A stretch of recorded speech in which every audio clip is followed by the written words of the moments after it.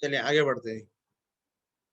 अभी एक आपको एक सेंटेंस दिया हुआ है, P implies Q और Q implies P। ठीक है, ये सेंटेंस टोटोलॉजी है या नहीं है, इसको मुझे पता है सॉल्व करके। इसके लिए सिंपली आपको क्या करना है, इस तरीके से ट्रुथ टेबल बनाना होगा, या इसी ट्रुथ टेबल को यूज कर लें बेशक। ठीक है, और इससे मुझे वैल्यू बता दें कि टोटोलॉजी है या नहीं है, सिंपल। इसके लिए मैं आपको 3 मिनट दे रहा हूँ, 3 मिनट में इसका मुझे बता दें, फिर हम आगे बढ़ते हैं।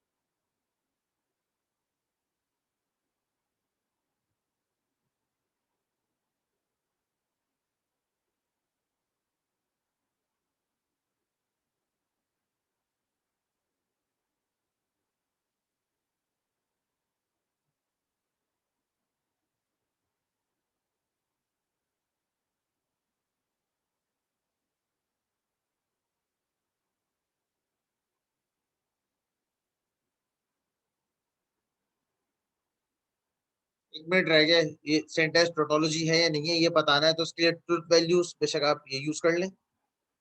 False false, false true, true true, true false, true true. उसके लिहाज से कैलकुलेट करके बताए कि ये टोटोलॉजी है या नहीं है। 1 मिनट रह गया, उसके बाद मुझे सॉल्यूशन शेयर करना शुरू करते हैं प्राइवेटली, उसके बाद हम आगे बढ़ते हैं।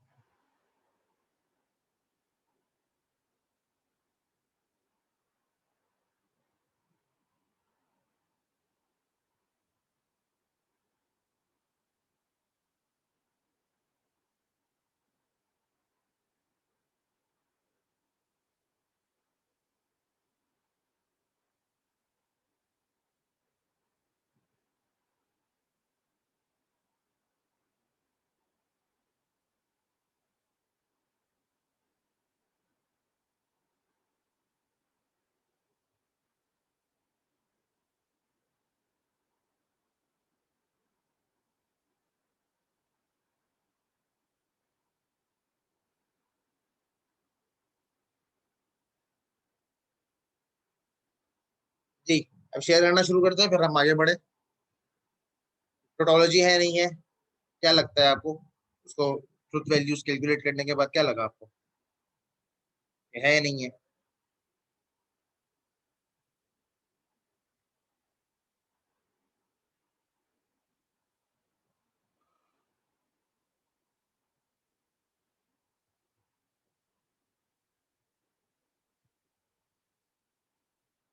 एक स्टूडेंट ने बताया, बाकी भी बता दो जल्दी।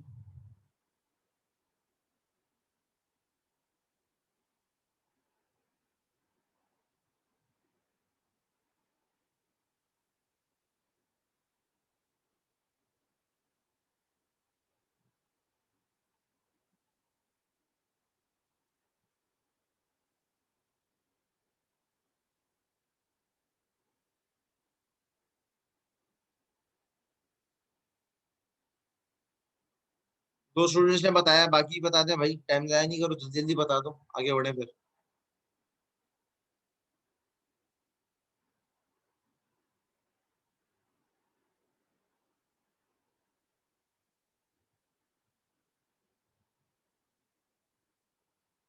भाई ये सेंटेंस टोटोलॉजी है, नहीं है, ये बताने का बोला है मैंने, उसकी डेफिनेशन थोड़ी मांगी है फराज अहमद साहब।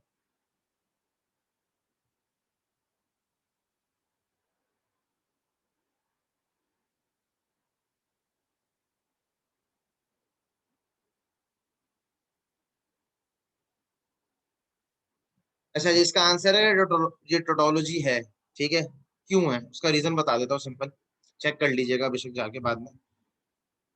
P implies Q और Q implies P। अगर P implies Q अगर फॉल्स होता है तो लॉजिकल और की वजह से Q implies P automatically true हो जाएगा। अगर P implies Q ट्रू है, अगर फिर ये Q implies P फॉल्स हो जाएगा। तो बहरहाल दोनों सिचुएशंस में से एक सिचुएशन में ये एक वैल्यू ट्रू रहेगी, तो इस वजह से ये टोटोलॉजी है। ठीक है,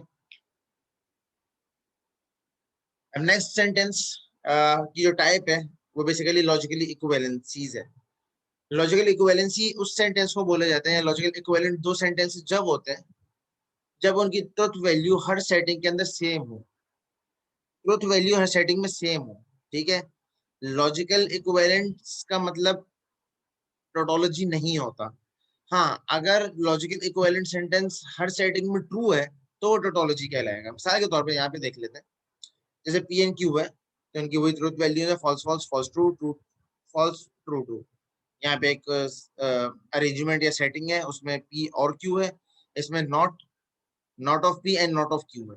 ठीक है, तो ब्रैकेट में पहले ब्रैकेट है, not P and not Q का, उसके ऊपर बाहर नॉट है। ठीक है, तो अगर not not P not Q करें मिसाल के तौर पे,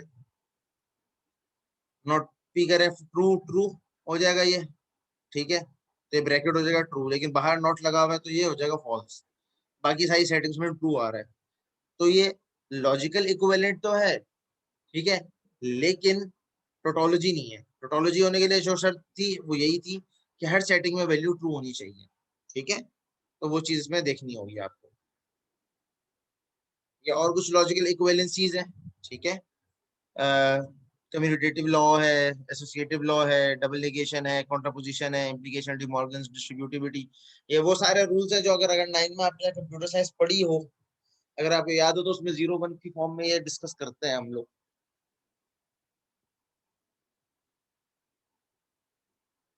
एक दफा जीरो की वैल्यू ए बी होता है, मतलब उसमें एक दफा जीरो की वैल्यू रखते हैं, एक दफा वन ऐसा वैल्यू रखते हैं और उसको प्रूफ करते हैं। और और की जगह प्लस का साइन होता है, और एंड की जगह डॉट का सिंबल यूज होता है, डॉट प्रोडक्ट वाला।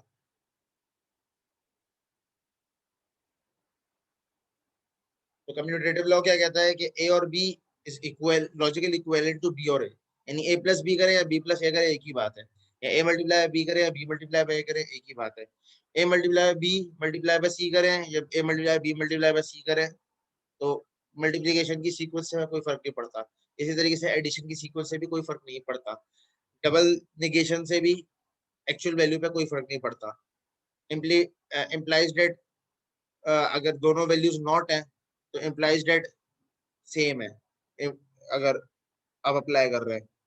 ठीक है, इसी तरीके से इम्प्लीकेशन है तो उसका और ले लें तो भी वो एक ही बात है। जैसे डिमॉर्गन्स थ्योरम है, ये तो ऑलरेडी प्रूवन रूल्स है। डिस्ट्रीब्यूटिव का भी यही है सब। ठीक है, कुछ फेमस लॉजिकल इक्विवेलेंसीज हैं।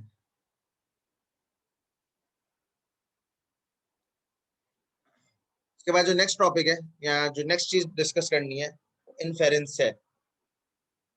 अच्छा, बिफोर मूविंग फॉरवर्ड, यहाँ तक कोई प्रॉब्लम, कोई इशू है तो पूछ ले। लॉजिकल इक्विवेलेंसीज तक कोई प्रॉब्लम है तो पूछ ले, क्लियर है तो भी बता दीजिए।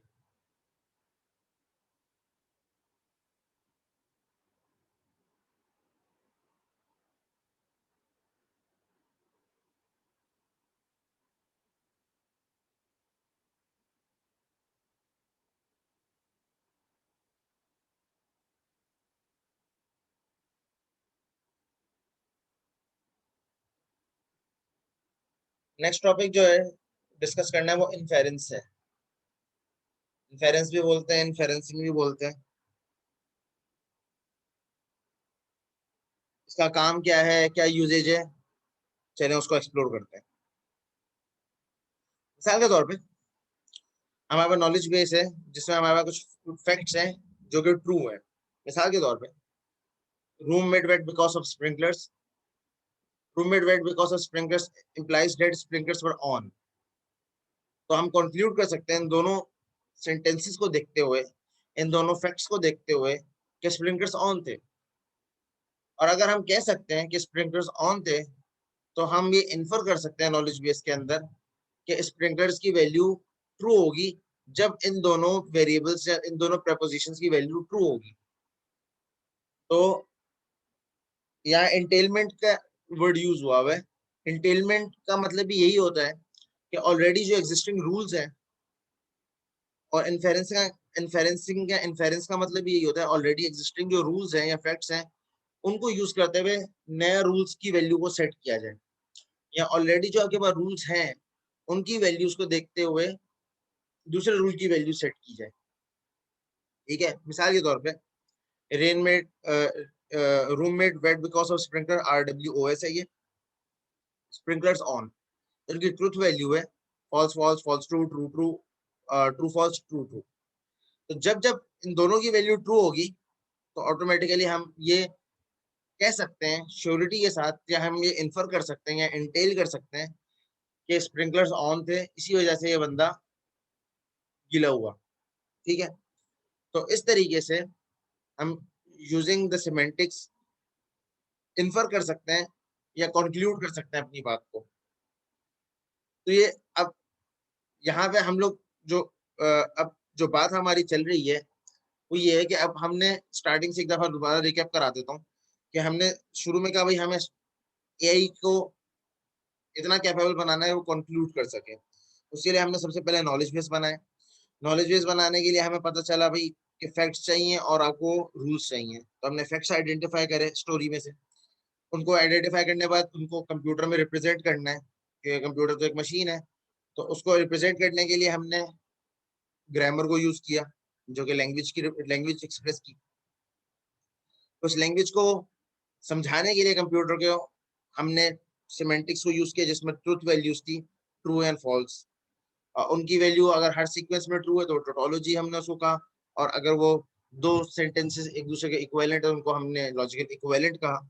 और यहाँ पे हम ये फाइनली कह रहे हैं कि अगर दो सेंटेंसेस की वैल्यू ट्रू है और हमें इसको नॉलेज बेस हमें ये बात पता है, तो हम ये इस दोनों बातों से एक नई बात इन्फर कर सकते हैं, एक नया रूल बना सकते हैं कि हाँ, और ये क्लेम कर सकते हैं हाँ ये जो वैल्यू ये जो बात कही है ये सही है।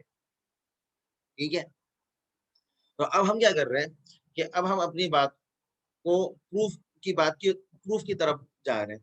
ठीक है, अब जो हमने एक बात कही थी उसको हमने रिप्रेजेंट कर लिया, उसको एक्सप्रेस कर लिया, अब उसकी लॉजिकल प्रूफ की बात करने जाएंगे। ठीक है, कि किस तरीके से हम लॉजिकली इस बात को साबित कर सकते हैं कि हाँ ये वाकई में इसकी वैल्यू जो आ रही है, जो मैं कंक्लूड कर रहा हूँ एक बात, वो वाकई सही बात है। ठीक है, जैसे यहाँ पे अगर दोनों रूल्स की वैल्यू ट्रू है तो हम ये एश्योर कर सकते हैं, ये हम इन्फर कर सकते हैं कि जो हमारा वो है स्प्रिंकलर्स की वजह से हमारा रूममेट वेट हुआ है। ठीक, यहाँ तक कोई प्रॉब्लम कोई मसला है तो पूछ लीजिए, यहाँ तक क्लियर है सब कुछ?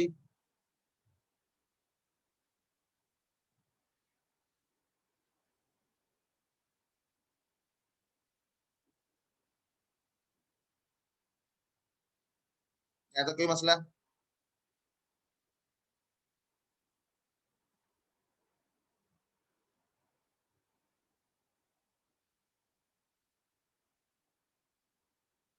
ऑलमोस्ट क्लियर ही है। अगर कोई चीज समझ नहीं आई तो रिमशा पूछ लो। ऑलमोस्ट कौन सी चीज कंफ्यूज कर रही है वो चीज पूछ लो, मैं दोबारा एक्सप्लेन कर देता हूँ। ट्रुथ टेबल से आंसर निकल रहे हैं ना, ट्रुथ वैल्यू से आंसर निकल रहे हैं। दो रूल्स थे, दो फैक्ट्स थे हमारे पास, उनकी ट्रुथ वैल्यूज थी। अब उनकी वैल्यूज के बेस के ऊपर हमने आंसर निकाला। अगर इन दोनों की वैल्यू ट्रू है तो हम ये कंफर्म कर सकते हैं, ये हम कंक्लूड कर सकते हैं कि हाँ भाई स्प्रिंकलर्स की वजह से ही हमारा रूममेट बैठ हुआ, तो वो स्प्रिंकलर्स का मतलब ऑन थे, तो ये हम कंक्लूड कर सकते हैं। जब शुरू में जब हम डिस्कशन शुरू की थी, या अगर हम सर्चिंग के पार्ट तक रहे तो ये चीज हम कंफर्म नहीं कर सकते, तो यहाँ पे कंफर्मेशन वाली बात आ गई। अब इस कंफर्मेशन के लिए हम प्रूफ भी करेंगे, उसके लिए फिर आगे डिस्कशन करेंगे, वो अभी बाकी है। ये जो बात हम कह रहे हैं इसका प्रूफ क्या है?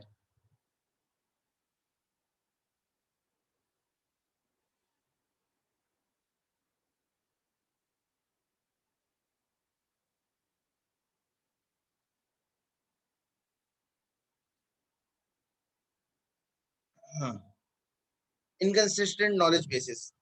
अच्छा जी, जिस तरीके से किसी भी चीज में एरर आ सकता है, और मैन मेड चीजों में तो एरर्स नॉर्मली होते ही हैं, चाहे वो जितनी ही अच्छी क्यों ना हो। तो अगर आप नॉलेज बेस्ड डिजाइन करते हुए केयरलेसनेस कर लें, तो आपकी जो नॉलेज बेस है उससे जो चीजें इन्फर होंगी, उससे जो रूल्स निकलेंगे, उससे जो चीजें कंक्लूड होंगी, वो भी गलत होंगी। और ऑटोमेटिकली आप जिस एजेंट को वो रूल्स फीड करेंगे, वो एजेंट भी गलत काम करेगा। तो ड्यूरिंग द डिजाइनिंग फेज, जब आप नॉलेज बेस्ड डिजाइन कर रहे हैं या स्पेसिफाई कर रहे हैं या नॉलेज बेस को आप देख रहे हैं, तो उस वक्त आपको चीज़ का ख्याल रखना है कि जो मेरा नॉलेज बेस है वो इनकंसिस्टेंट ना हो। तो इनकंसिस्टेंसी आती गाय जहाँ पे आप रूल्स को स्पेसिफाई करते हुए या फैक्ट्स को स्पेसिफाई करते हुए केयरलेसनेस करें। मिसाल के तौर पे ये एक इनकंसिस्टेंट नॉलेज बेस की एग्जांपल है।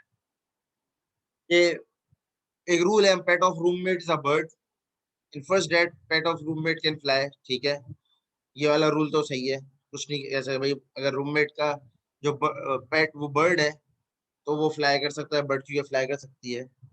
Pet of roommate is a penguin, in first date pet of roommate is a bird. अब यहाँ पे ये जो सेकंड रूल है, ये इनकंसिस्टेंट है, क्योंकि पेंगुइन स्पेशल बर्ड ऐसी बर्ड है जो कि फ्लाई नहीं करती। ठीक है, अब लेकिन यहाँ पे क्योंकि इसने ऊपर इन्फर कर लिया है, ऊपर इम्प्लाइज डेट कर लिया है, तो यहाँ पे ये दोनों रूल्स एक दूसरे के कॉन्ट्रोडिक्ट हो रहे हैं।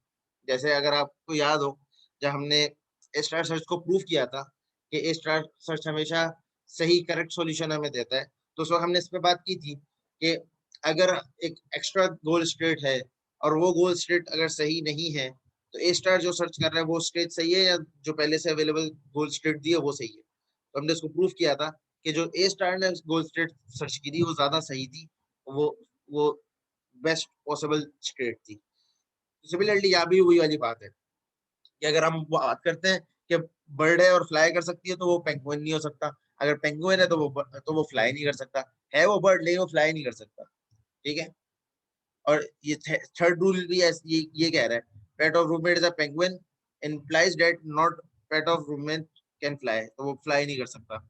और इस तरीके से ये चीजें हैं। तो जब भी आप प्रपोजिशन वेरिएबल्स बनाए या जो भी नॉलेज बेस बनाए, तो आप कोई भी चीज इंप्लाई कर सकते हैं। तो ये आपको ख्याल रखना है कि आप नॉलेज बेस में फीड क्या कर रहे हैं। तो जो आप नॉलेज देंगे उसके लिहाज से आपको रिजल्ट्स मिलेंगे। ठीक है, अगर आप उसको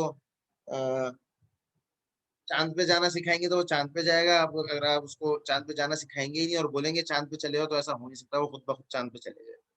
ठीक है, आपको उसको एटलीस्ट कम से कम नॉलेज उसकी देनी होगी। ठीक है, या आप उसको आप चाहते हैं कि vacuum cleaner vacuum dust clear करे, लेकिन डस्ट क्लियर करने के लिए उसमें कोई सेंसर या कोई चीज लगाए नहीं, और आप बोलेंगे डस्ट क्लियर करे, तो ऐसा हो नहीं सकता।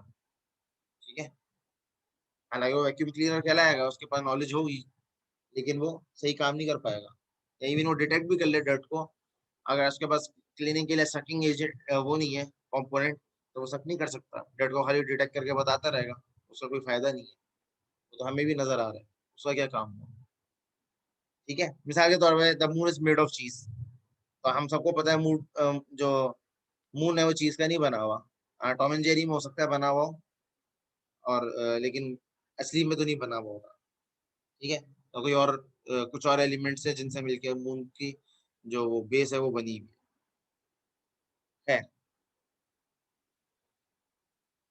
तो इस चीज को बेहतर समझने के लिए या इस चीज को और बेहतर जस्टिफाई करने के लिए हम लोग रीजनिंग पैटर्न्स बनाते हैं कि जो हमारा नॉलेज बेस बना है, ठीक है, उस चीज को हम प्रूफ कर सकें कि जो हम बात कह रहे हैं हमारे नॉलेज बेस से जो रूल पास होके आ रहा है या उसकी जो ट्रुथ वैल्यू आ रही है वो कितनी सॉलिड है। ठीक है, उसकी उसकी जस्टिफिकेशन बेसिकली कह लें आप।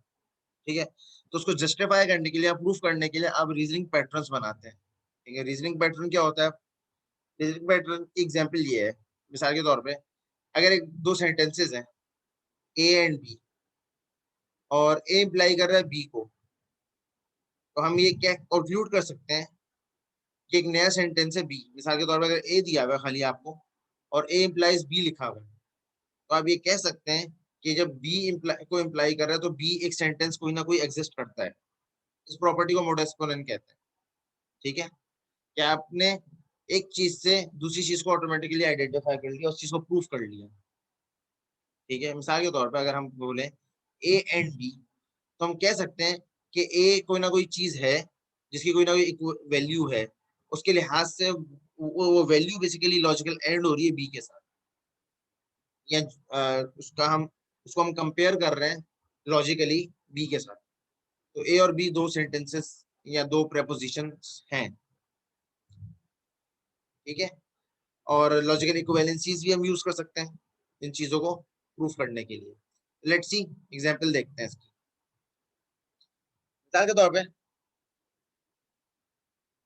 Formal proof that the sprinklers are on. Sprinklers को प्रूफ करने के लिए स्प्रिंकलर्स ऑन थे, तो उसके ऊपर बात कर लेते हैं। रूममेट वेट, ये एक रूल था। Roommate wet because of rain और स्प्रिंकलर्स, ये दूसरा रूल था, फैक्ट था, सॉरी। ये तीसरा फैक्ट भी वही था जो वहां पे स्टार्टिंग में हमने देखा था। Roommate wet because of sprinklers implies that sprinklers on, sprinkler wet because of rain implies that not carrying umbrella, umbrella gone। umbrella gone इसका मतलब है कि या तो umbrella आपके पास थी या तो रूममेट के पास थी, और आपके पास umbrella नहीं तो या तो इसका मतलब है कि umbrella gone, umbrella गुम गई है बस। अब आप क्या कर सकते हैं कि फिफ्थ और फोर्थ सेंटेंस का मोड एक्सपोनेंट लेके एक नया रूल बना सकते हैं। तो मोड एक्सपोनेंट क्या करेगा कि 5 और 6 रूल हमारा ये है। umbrella gone, umbrella gone implies that you carry umbrella और रूममेट कैरिंग umbrella। तो ये जो सेम वैल्यूज हैं उनको हम कट ऑफ कर देंगे, और जो रिमेनिंग वैल्यू उसको ले लेंगे। तो ये umbrella gone कैंसिल हो गया या स्किप हो गया, और यू कैरी umbrella और रूममेट कैरी umbrella, एक नया रूल आपके पास, आपने एक नया कंक्लूजन निकाल लिया। सिमिलरली 8 रूल आपने बनाया, उसका लॉजिकल इक्विवेलेंट भी बना सकते हैं आप। जैसे not you carrying umbrella implies that roommate carrying umbrella. अगर आपके पास अम्ब्रेला नहीं है, ये इम्प्लाई कर रहा है कि रूममेट के पास है अम्ब्रेला। रूममेट कैरिंग अम्ब्रेला, ये 7 और 9 का वो है, नॉट यू कैरिंग अम्ब्रेला, और 9 क्या था, नॉट यू कैरिंग अम्ब्रेला और रूममेट कैरिंग अम्ब्रेला। तो रूममेट कैरिंग अम्ब्रेला जो कॉमन साइड थी वो कैंसिल हो गई। इस तरीके से आप बेसिकली मल्टीपल लॉजिकल इक्विवेलेंसीज को यूज करते हुए, और अपने जो ऑलरेडी नोन फैक्ट्स हैं, नोन प्रपोजिशंस हैं, उनको यूज करते हुए आप चीजों को प्रूफ कर सकते हैं। ठीक है, उनको रेजोल्यूट कर सकते हैं, उनका रीजन बता सकते हैं। जो आप एक चीज कंक्लूड कर रहे हैं उसको रीजनेफाई कर सकते हैं। ठीक है, कि भाई अगर मैं ये बात कर रहा हूँ या मैं एक चीज को कंक्लूड कर रहा हूँ तो उसका रीजन क्या है, तो मैं कैसे इस बात को प्रूफ कर रहा हूँ। तो ये प्रूफ है कि भाई अगर एक चीज मिसाल के तौर पे एग्जिस्ट करती है तो उसके लिहाज से बाकी आगे बात हो रही है। ठीक है, और जहाँ कॉमन पार्ट है उन कॉमन पार्ट को इग्नोर कर दें, जो अनकॉमन पार्ट है उसको ले लें और उससे फिर फर्दर रूल्स बना लें। तो इस तरीके से आप अपने नॉलेज बेस को इनरिच कर सकते हैं, अपने नॉलेज बेस को बढ़ा सकते हैं। ठीक है, इसके लिए एल्गोरिथम्स हैं, मतलब ये खुद से नहीं होता।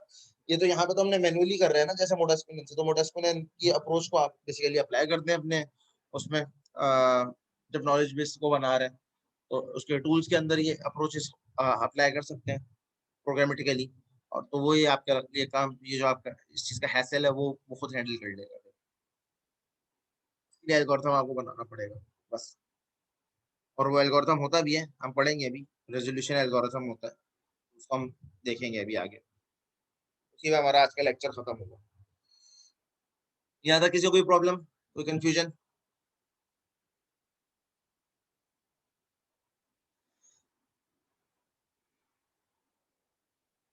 कोई प्रॉब्लम, कोई कंफ्यूजन, कोई क्यूरी है तो पूछ लीजिए, नहीं है तो भी बता दीजिए।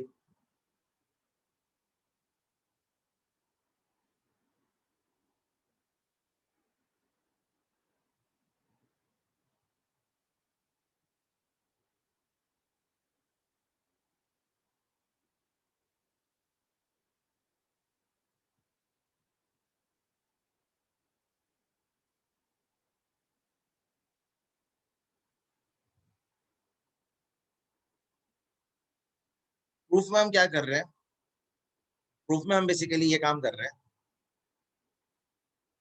कि जो हमारे पास ऑलरेडी एग्जिस्टिंग रूल्स हैं, उन्हीं रूल्स को ऊपर हम लोग मोड एक्सपोनेंट अप्लाई करके, ठीक है, कंक्लूड कर रहे हैं। मिसाल के तौर पे ये ऊपर के 5-6 रूल तो सेम है, जो ऑलरेडी हम लोग नॉलेज बेस में जो हमने बनाए थे वो है। अब इनसे हम कैसे नई चीजें कंक्लूड कर रहे हैं। मिसाल के तौर पे 7 तक हमारे पास रूल्स वो थे जो कि ऑलरेडी हम लोग को हमें बिल्ट इन मिले थे या हमने बनाए थे। अब हम 5th और 6th रूल को मिला के एक नया रूल बना रहे हैं। मिसाल के तौर अम्ब्रेला नहीं है, इसका क्या रीजन है? या तो आपके पास अम्ब्रेला है या तो आपके रूममेट के पास अम्ब्रेला है। तो अम्ब्रेला नहीं है, हमने हटा दिया। या तो आपके पास अम्ब्रेला है या तो रूममेट के पास अम्ब्रेला है। एक नया रूल ये एक बात कंक्लूड कर ली, ये कंक्लूड की ना ये बात। या तो भाई अगर अम्ब्रेला नहीं है तो उसका मतलब क्या है, या तो आपके पास अम्ब्रेला है या तो रूममेट के पास अम्ब्रेला है। अगर दोनों के पास नहीं है तो फिर अम्ब्रेला तो है ही नहीं, फिर वो 5th रूल आ जाएगा। तो आपने कंक्लूड कर लिया। इसी तरीके से इसी को इसी का लॉजिकल इक्विवेलेंट लिख लिया आपने, ये भी वो कंक्लूजन ही है एक तरीके से। इसी तरीके से 7th और 9th रूल का आपने मॉड एक्सपोनेंट ले लिया। तो इसमें not you carrying umbrella, not you carrying umbrella, roommate carrying umbrella. अगर आपके पास अम्ब्रेला नहीं है तो उसका मतलब क्या है कि रूममेट के पास ही अम्ब्रेला है। ये भी कंक्लूड कर लिया। इस तरीके से आप बाकी बातें कंक्लूड कर रहे हैं। तो ये इसका ये बेसिकली एक तरीके से आप उस चीज को प्रूफ कर रहे हैं कि जो भाई मैंने इन्फर किया था, जो मैंने इम्प्लाई किया था, वो बात सही है। ठीक है, वो ट्रुथ वैल्यू से बेसिकली जस्टिफाई हो रहा है, अपनी मर्जी से जस्टिफाई नहीं हो रहा है, ट्रुथ वैल्यू से जस्टिफाई हो रहा है।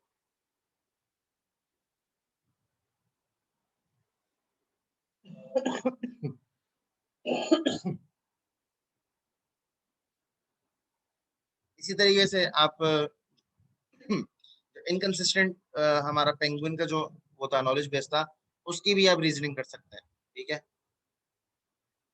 roommate is pet of roommate is a bird, implies that pet of roommate can fly, is a penguin, is a bird, is a penguin, not pet of roommate can fly, pet of roommate is penguin।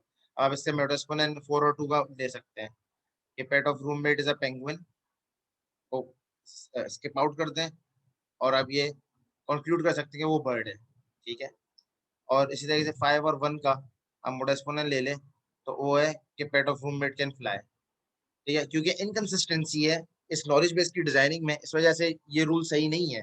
ठीक है, मैं इसको justify नहीं कर रहा, ये rule सही है, लेकिन रीजनिंग की हेल्प से आप इसको भी प्रूफ कर सकते हैं। इसकी ट्रुथ वैल्यू के लिहाज से आप इसको प्रूफ कर सकते हैं। अगर आप असलियत के लिहाज से बात करें, फैक्ट जो रूल के लिहाज से बात करें, जो जेनेटिक रूल है, उस लिहाज से पेंगुइन फ्लाई नहीं कर सकता। तो ये प्रॉब्लम किस लिए आया कि हमने नॉलेज बेस सही नहीं डिजाइन किया था। तो अगर नॉलेज बेस सही डिजाइन नहीं होगा तो ऑटोमेटिकली उसका इम्पैक्ट आपको आगे किसी ना किसी चीज में किसी ना किसी शक्ल में देखना पड़ेगा। ठीक है जी।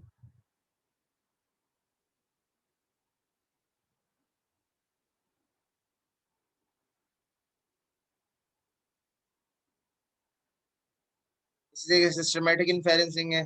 ठीक है, अगर हम लोग कह रहे हैं कि सेंटेंस ए इंटेल कर रहा है, ठीक है, या उसको हमने इंटेल किया है या इन्फर किया है, ठीक है, तो नॉट ऑफ ए को अगर नॉलेज बेस में ऐड करें तो वो इनकंसिस्टेंसी बेसिकली ऐड कर सकता है आपके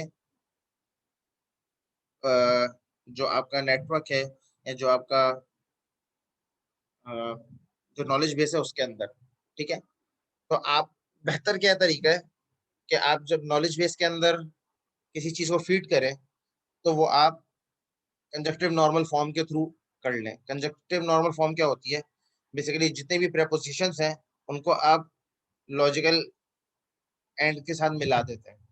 ठीक है, हो सकता है आप लोगों ने उसमें CNF पढ़ा हो, क्या कहते हैं, डिस्क्रीट मैथमेटिक्स के अंदर।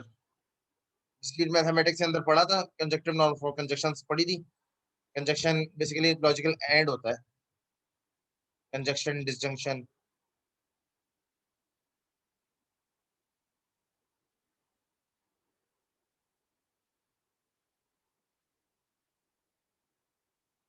तो बेसिकली ये कह रहा है कि जिस तरीके से ये रूल है ना, कंजक्टिव नॉर्मल फॉर्म क्या है होगी इसकी, roommate wet implies that roommate wet because of rain और roommate wet because of sprinklers। अब इसको आप एक ही स्टेटमेंट बनाते हैं, ठीक है, नॉट रूममेट वेट और roommate wet because of rain और roommate wet because of sprinkler. अगर या तो रूममेट वेट ही नहीं होगा, या तो वेट होगा रेन की वजह से, या तो वेट होगा स्प्रिंकलर की वजह से। तो आपने कंजक्शंस के हेल्प से इसको जोड़ दिया। कंजक्शन का मतलब लॉजिकल और होता है, ठीक है, तो लॉजिकल और से आपने जोड़ दिया। और अगर आप मल्टीपल कंजक्शंस को जोड़ना चाहते हैं तो अंदर ब्रैकेट के अंदर और होता है और ब्रैकेट के बाहर लॉजिकल एंड होता है, ठीक है। तो उसको एरो ब्रैकेट कैरेट सिंबल मैं चैट पे लिख भी देता हूँ, कैरेट सिंबल से रिप्रेजेंट करते हैं। ये कैरेट सिंबल ये लॉजिकल और एंड के लिए यूज होता है, ठीक है। सीएनएफ इसको बोलते हैं, कंजक्टिव नॉर्मल फॉर्म। तो अब इसमें इससे फायदा क्या होगा, इससे फायदा ये होगा कि आप आपके जो रूल्स हैं वो श्रिंक हो जाएंगे कंजक्टिव नॉर्मल फॉर्म में जब आप लिखेंगे। और इसकी हेल्प से आप बेसिकली रेजोल्यूशन एल्गोरिथम अप्लाई कर सकते हैं, ठीक है। रेजोल्यूशन एल्गोरिथम क्या कहता है, बहुत ही सिंपल एल्गोरिथम है। रेजोल्यूशन एल्गोरिथम ये कहता है कि अगर यूनिट रेजोल्यूशन ये कहता है कि अगर हमारे पास अलग अलग प्रपोजिशंस हैं और वो आपस में कंजक्ट हुई हुई है, ठीक है, या लॉजिकल और से हमने उनको आपस में लिंक किया हुआ है, और एक और उसकी ऑपोजिट फॉर्म में, ठीक है, या उसी जो कंजक्शंस हैं या जो आपके पास प्रेपोजिशंस हैं उन्हीं का अगर नॉट आपके पास अवेलेबल, तो आप कंक्लूड कर सकते हैं कि जो पार्ट अनकॉमन है खाली वो रखें और कॉमन पार्ट को स्किप कर दें। ये मॉडल्स को नहीं है, वही वाली बात है कि कॉमन पार्ट को स्किप कर दो, अनकॉमन पार्ट को रख लो। ये रेजोल्यूशन है और इसी को रेजोल्यूशन एल्गोरिथम यही काम करता है। कैसे करता है उसको हम लोग अभी डिस्कस कर लेते हैं। यहाँ तक वैसे किसी को कोई प्रॉब्लम, ये इन्फेरेंसिंग वाली बात समझ आ गई, सीएनएफ वाली बात समझ आ गई।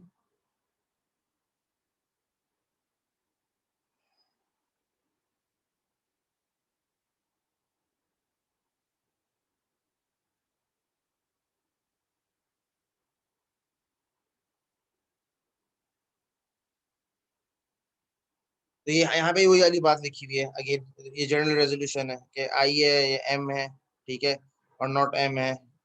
और कंक्लूड करेंगे तो जितने भी मल्टीपल टाइम्स जो लिटरल्स आ रहे हैं उनको रिमूव कर दें और जो अनकॉमन पार्ट है उसको खाली लिख लें। तो ये रेजोल्यूशन एल्गोरिथम भी यही है कि अगर आपको फॉर्मूला या जो बेसिकली जो प्रपोजिशन है या प्रपोजिशंस हैं अगर कंजक्टिव नॉर्मल फॉर्म में दी हुई हो, ठीक है, तो उनको क्या करें, दो ऐसे क्लॉजेस फाइंड करें जो एक दूसरे के कॉम्प्लीमेंट्री हो, यानी एक क्लॉज दूसरे का ऑपोजिट हो। यानी अगर पी लिखा है तो उसका नॉट पी हो, ए लिखा हुआ है तो नॉट ए हो। उसके ऊपर रेजोल्यूशन अप्लाई करें। रेजोल्यूशन अप्लाई करने के लिए क्या करना पड़ेगा कि जो कॉमन पार्ट होगा वो कट हो जाएगा, अनकॉमन पार्ट बच जाएगा। अगर आपका जो क्लॉज है वो एम्प्टी आ रहा है तो क्लॉज का रिजल्ट, तो उसका मतलब आपका जो फॉर्मूला है वो सेटिस्फाइबल नहीं है, ठीक है। तो आपको पी एंड नॉट पी आपको हमेशा बनाना पड़ेगा। तो जब जब आप पी एंड नॉट पी बनाएंगे तो ऑटोमेटिकली आपका अनकॉमन पार्ट हमेशा कटता रहेगा, और सॉरी कॉमन पार्ट कटता रहेगा, अनकॉमन पार्ट आपके पास नया आता रहेगा, और इससे आपके पास नए रूल्स आते रहेंगे और आप अपने नॉलेज बेस को भी इनरिच करते रहेंगे। ऑटोमेटिकली उस चीज को प्रूफ भी आपके पास आता रहेगा कि ये जो बेसिकली बात आ रही है कहाँ से आ रही है, वो मोटेस्पोनेन वाली बात आ जाएगी फिर, कि जो कॉमन पार्ट है उसको काट दिया जाए और जो अनकॉमन पार्ट है उसको खाली रख लिया जाए। जैसे ये एग्जांपल है यहाँ पे, ठीक है, नॉलेज बेसिस के थ्रू, ये रूममेट बिकॉज ऑफ स्प्रिंकलर्स और not roommate because of sprinklers और स्प्रिंकलर्स ऑन। तो हम कर सकते हैं इन्फर के स्प्रिंकलर्स ऑन थे। अगर हम एक और रूल ऐड कर दें नॉट स्प्रिंकलर्स का, तो टू और थ्री रूल जो है, टू और थ्री रूल, इससे हम एक और नया रूल बना सकते हैं, not roommate wet because of sprinkler. और फोर और वन का अगर हम कंपेयर करें, ठीक है, not roommate because of sprinkler और roommate wet because of sprinkler, तो ये दोनों एक दूसरे का ऑपोजिट है, तो इनका आंसर एम्प्टी आएगा। तो हमने एक नया रूल बना लिया जो कि एक दूसरे से इसको फिर हमें रखने की जरूरत नहीं है अपने नॉलेज बेस में कि ये कॉन्ट्राडिक्टरी स्टेटमेंट है, तो हम इस रूल को ही कैंसिल आउट कर देंगे और हमारा जो नॉलेज बेस है उसमें से एक्स्ट्रा पार्ट्स फिल्टर आउट हो जाएंगे। तो बेसिकली हम करेंगे क्या कि जो हमारे जो प्रॉब्लम है वो ये है कि अगर हमारे नॉलेज बेस में इनकंसिस्टेंसी आ गई मिसाल के तौर पे जैसे यहाँ पे पेंगुइन वाले में इनकंसिस्टेंसी आ गई थी, ठीक है। इस वाले को देखें, इस वाले में जो ये roommate of pet can fly और इज अ पेंगुइन, इसका इनकंसिस्टेंसी को रिजॉल्व करने के लिए रेजोल्यूशन एल्गोरिथम है कि उसका एक यस ले लें और एक नो ले लें और उनको कंपेयर करके हम रेजोल्यूट कर दें और उसको स्किप कर सकते हैं। इसमें कोई प्रॉब्लम हो, कोई क्यूरी है तो पूछ लीजिए। और आज का सेशन हमारा यहीं तक है, मतलब पढ़ने के लिहाज से। और अभी मैं सेशन रिस्टार्ट कर लेता हूँ एक दफा, और इस सेशन में हम लोग बेसिकली इस चीज को डिस्कस कर लेते हैं प्रोजेक्ट के लिहाज से। कुछ बातें करनी थी तो वो डिस्कस कर लेता हूँ मैं, ठीक है। तो काइंडली आप लोग रिकनेक्ट कर लीजिए, फिर हम लोग प्रोजेक्ट की डिस्कशन कर लेते हैं, ठीक है जी। ठीक है सर।